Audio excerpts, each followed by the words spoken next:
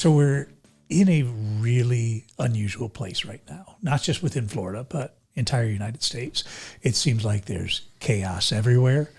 You try and move forward in one direction and there's 10 things moving against you. Yet we have leaders in the state of Florida that don't seem impacted at all by that, which was kind of the start of this whole conversation. Why is it? Why are they not running up against the same things? Or if they are, how are they handling it differently? Because the results just speak for themselves.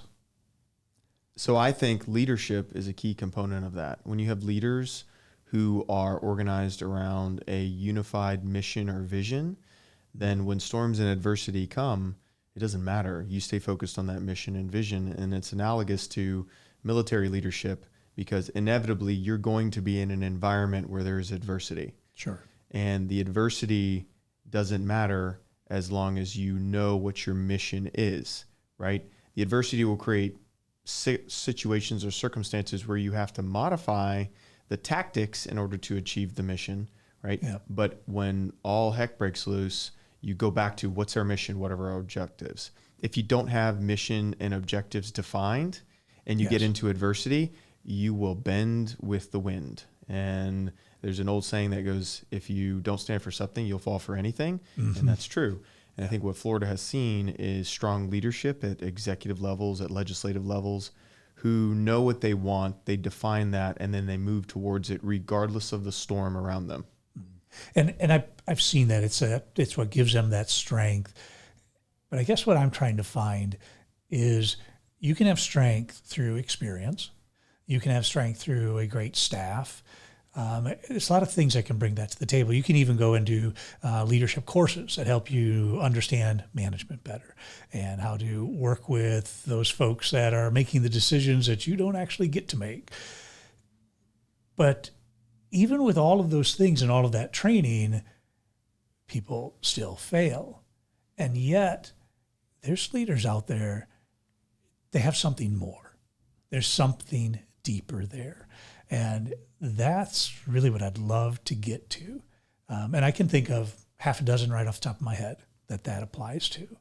And it's not just knowing when to move this piece here. Right. It's something within them as a person.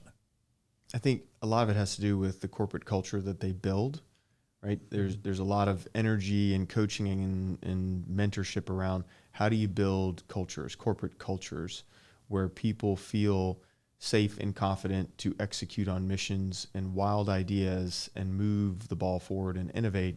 And I think that's incumbent upon leaders to create that culture. Sure. And a lot of times it takes a leader who is confident in who they are. Doesn't mean they have all the answers.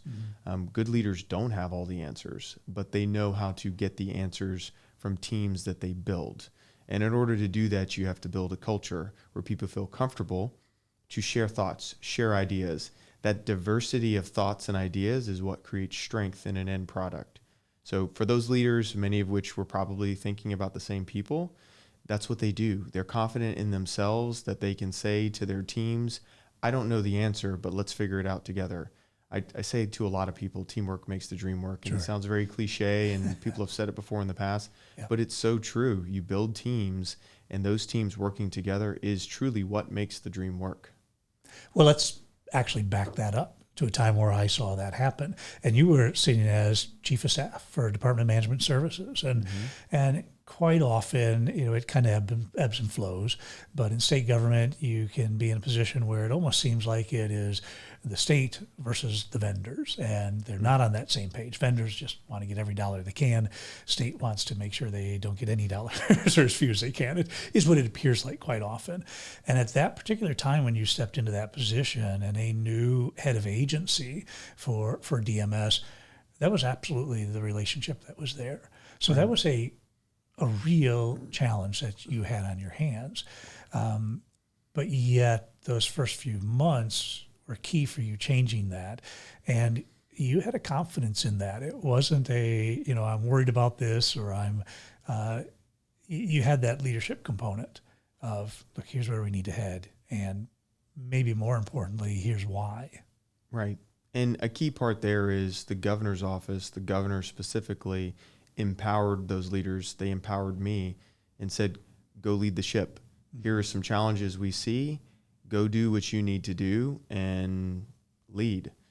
And so I felt empowered as a leader to go do what needed to be done, build the team. And while that took some time, build the team, there was an incredible amount of talent in that agency at the time. Great people.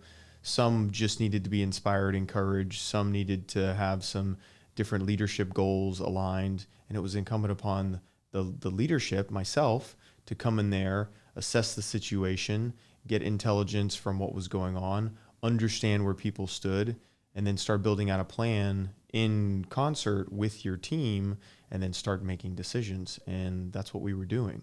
And it was in a time where we had to move very, very fast because the governor had big expectations he put on the agencies to accomplish things. There were many times I would hear the First Lady say, such a time as this, we're in these roles. He would say, we're in these roles. I don't want to waste the time that we have. Let's do things. Let's move the state forward. Let's innovate and advance the economy of the state of Florida to the betterment of the people. And that was the expectation that was put on agency leadership. And so that's what we were doing. And it was a fun time. It was a wild time from the perspective of you had to move quickly because many issues were on your plate. But it was a team effort. I can't sit here and say like, oh, I did so many great things. It wasn't me, it was my team and the teams of teams around me. That's what made the magic really happen. Well, and I want to dig into that more. In fact, that really is kind of the genesis of where we're headed for all of this is why is leadership working for individuals? And we're going to bring in some folks to talk to that have either sat in those seats or currently are in those seats right now. And that extends, that's, private sector, public sector, legislative, even leaders within our education institutions that really have made a big difference, and kind of digging in and finding out why we're doing that. But before I pick on you a little bit more to find out your success in those areas, I do want to thank our sponsor for this, MyGovGuide.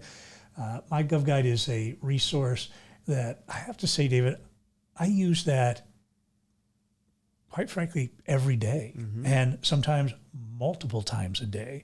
And it is incredible, that tool. Can you give us a little bit about MyGovGuide? Yeah, absolutely. So it's a data and business intelligence software as a service platform. It's a fancy way to say it pulls a lot of government data, executive branch data out of the state of Florida and puts it in a single pane of glass so that the users, the subscribers, can see at any agency at any point during the day who's the leadership, what are the budgets, real time, what are the budgets? It updates every morning at 3 a.m. What are the procurements that are on the street? Who owns the contracts? Who's getting the contracts from a timeline? Who's selling what to the state agencies? So it gives you an A to Z almost for how government works.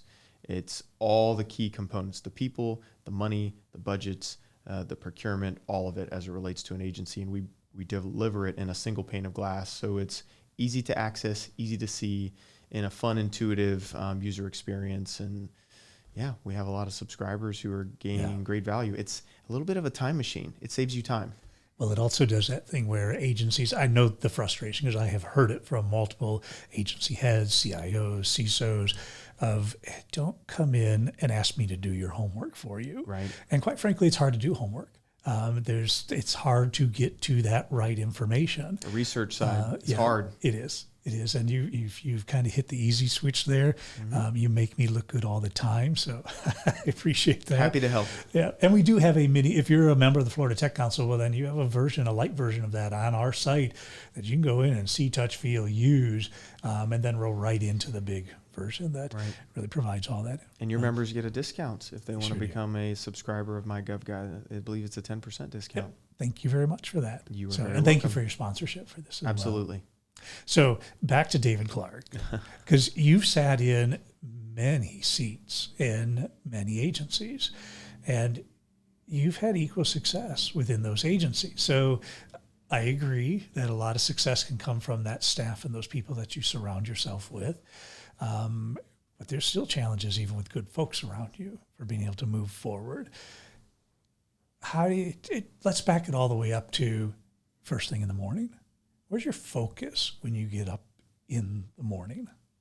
Ooh, and we're going to go there. Okay. Yeah. It's living a life of being self-disciplined and regulating kind of your emotions in every action so that you're calm, cool, and collected when you're dealing with challenges and adversity. And kind of there's a 3-step process that I focus on in getting things done. Thoughts, which then turn to words, and then words turn to action, right? A lot of people think they want to do things and they ideate about it and they don't communicate it, which is unfortunate because so many people have great ideas and they never communicate it out of fear of being embarrassed or feeling like an imposter, or maybe they're wrong, and so they never communicate it. Yeah. If you're able to communicate it, right, then it becomes words. You speak about, I want to do, we can do, and that's great. Get it out there. Yeah. But a lot of people just talk and talk and talk and talk. If you don't take those words and then act on those words, make decisions and then act, then you're not going to get anything done, Sure. right? So the key is, how do you very wisely and strategically move through thoughts to words to action to start accomplishing things, right? And then there's a scale discussion, and that's where you leverage the power of a team. But that's really kind of the flow. And so every day when I wake up, there's a thought process of, how am I better today than I was yesterday? I don't compare myself to other people because there are much better people out there than I. And so for me, it's, how am I better than I was yesterday? What mistakes did I make? What successes did I have? Did I learn from them? Am I a better man, leader, father? Like, am I better than I was yesterday? And if I'm not, why not? So it's that self-assessment, self-accountability, self-reflection. Sure. Because there's a gentleman named Jim Rohn. He's a powerful speaker from kind of days of old, but he had this statement where he said, I used to believe in, if you take care of you, if I'll take care of you, if you take care of me. Mm-hmm. And then he came back and he said, I realized how short-sighted that was. I changed it to, I'll take care of me for you if you take care of you for me. Because self-sacrifice creates resentment. Self-development creates respect. So if you're focused on developing yourself as a person, as a leader, as a husband, as a father, as a friend, as a whatever category you fit into, if you're focused on self-development, then how much better will our friendship, our relationships be when you're trying to become the best version of yourself? So that's the approach I take when I'm in a leadership role, or quite candidly in life, and how I approach things. And I think people resonate with that when they want to follow a leader who has that kind of compass in their life. And listen, I'm far from perfect. I flounder, I fail, and I fall. But for me, I view it as failure is not fatal as long as you get up and you keep on moving forward and you learn from those mistakes and you do better next time. No, you've sat in those seats. In fact, when I look at some of those agencies that you've been in, including as Deputy Chief of Staff at the Governor's Office, like it or not, there's fires that have to be dealt with sometimes where things just come in but that can't change that leadership of who you are. So there's one thing waking up in the morning. There's another thing waking up in the morning when you find out your hair's on fire. Right. And how do you manage that differently? How do you put that into a box to be able to still do those things that you need to do, probably at a much faster pace? Right. Great people. You surround yourself with great people, advisors, confidants, and you create boundaries for yourself, honestly. And I haven't always been good at that. And I've struggled, right? Because sometimes it's like the mission demands more of you. And if you give it your everything for too often, for too long, you wear yourself down, right? And then your ability and capacity to make strong strategic decisions at scale and at speed become diminished because you're exhausted, right? Yes. That's where boundaries come into play. And there have been times, sometimes in the military, where we're dealing with some pretty weighty stuff on decisions about the brigade. I remember one time I excused myself from a meeting. I went to the bathroom, had a moment staring in the mirror where it's like, David, pull your crap together, man. And I had a moment of like self-reflection, and I took a deep breath. I was like, all right, put the cape back on, get out there and face the team, make a decision, do what you need to do. Because the decision I was having to make, there was no good answer. right? Yeah. It was the least of the worst options and decide and then move. And so as a leader, you have to be confident to do that. How do you combat that fear of, because like you said, sometimes there's not a clear right answer, which leads you to, oh, I could really be making the wrong answer. How do you get past that? Great question. And it's funny, I talked to someone about this morning at a coffee because the person was talking about, I'm the youngest person in the room and I have to make these decisions. And it worries me sometimes that, am I capable, and do they really believe in me? Do they trust me? It's like a little bit of imposter syndrome coming out. Yeah. And I said, I've been in that spot so many times, it's not even funny, where people in a room are older, more seasoned, more experienced than me. And I'm like, I can't believe I'm in this role. But the reality is you're in that room and they're in that room for a reason. Trust yourself, trust your gut, trust your instincts. And if you are at a place where you're unsure of the decision to make, ask more questions, right? Look at the people in the room, harness their collective intelligence, ask more questions. And if you don't have the right people in the room, get the right people in the room, right? Sure. Ask more questions. Now, be careful not to get yourself caught into the loop of, well, I'm going to ask more questions to defer the responsibility and burden of the decision to next time, and then next time, and then next time, which is how bureaucracies get created and decisions get punted. Don't do that.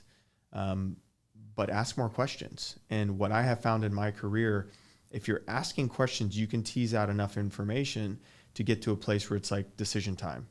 And very rarely do you ever get to 95% of the information you need to make a decision, right? Yeah. Sometimes you get 20%, 30%, right? But if you're putting yourself in the right environment as far as leaders and subject matter experts, you start building up this internal compass where it's like, I've got 37% of the information I think I need, and that's an internal guess. And you're like, I know what I need to do, right? There might be some days you get 70% and you're like, that's the answer, go.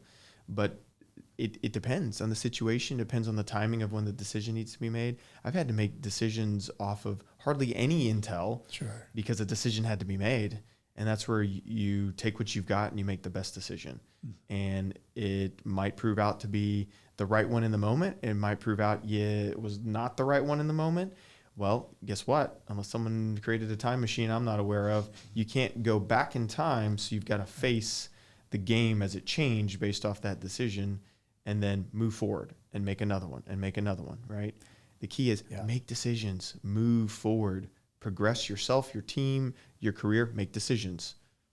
Yeah. And, it's interesting because the one item, I guess, where I learned that it was a mistake is that mindset of, I'm trying to get up to this point, and now I make this decision, and then that's the end of it. But that's not the end of it. There's not an end of that. So you've made that decision, and now you continue collecting that intel for your next decision. And your decision may have been, okay, we're turning left right here. But after gathering the next intel, well, maybe we're turning right. And it's not that left was wrong. It's that right now right is right. Right. So continue. Don't just stop as you're collecting, which I know that you do that because you read incessantly to gather more information, more data. Tell me what you're reading right now. So, and let me frame it this way. I read because I'm a knowledge hound, right? But here's the interesting thing about knowledge. I've heard the statement, knowledge is power, right? Knowledge is not power. Knowledge is the potential of power. Knowledge applied is power, right? Yes. So you can obtain tons of knowledge, but if you don't know how and you don't apply it, nothing will come of that knowledge. So for me, it's been the attainment of knowledge through academic resources, other resources, the wisdom of others, experience, which sometimes is the hard knocks of life, which create wisdom from your life experiences. All of that together creates a knowledge base that gives you wisdom to make decisions, right? So I'm very much into books that are helping me gain insights of former leaders, former executives, current executives, leaders across time and space from other empires throughout history, I read a lot of the kind of principles of the Stoicism, and Marcus Aurelius, and Yes. great generals and warriors who have seen adversity, who have been taken down to their knees, who have lost everything. How did they rebound from that? How did they create resilience in their life so that they are strong of self and they can lead from the front with that confidence that no matter what life throws at them, they're going to be okay, because the happiness and the drive comes from within themselves. And when you bring that into a conversation, when you bring that into a friendship or a relationship, it's amazing what you can do. So one of the books I'm reading right now, again, is Conversations with God. There's another book that I just started. It's called The Small Individual or the whole the whole volume thing. of I'm reading the You're whole tackling it thing. all. Yeah. I'm also rereading Emperor's Memoirs, which is a combination of Marcus Aurelius and all of his notes and memoirs across his life. I just started Dark Matter. I'm usually reading 3 or 4 books at the same time. Yeah. Between Audible and actual books, I just kind of jump around and Yeah. Well, it's interesting too, because some of the points that you talked about, even with Marcus Aurelius, and he did so much, accomplished so much, but yet he's one of those leaders that didn't look at himself as, I am the one that knows all. He actually looked to say everything that we face has been faced before by others. Yes. So look to see how they managed that and handled it, because you can take that in every aspect of life and say, even, personal, a breakup, relationship, you're not the first one that these things happen to, right? That, over in time, but yet there's folks that handled it wrong. That's great information to have, just as good as information of the folks that, succeeded and came out, the other end further ahead. So we can do that. State government, anyone private sector, can do that. Absolutely. Anyone can do that. Yeah.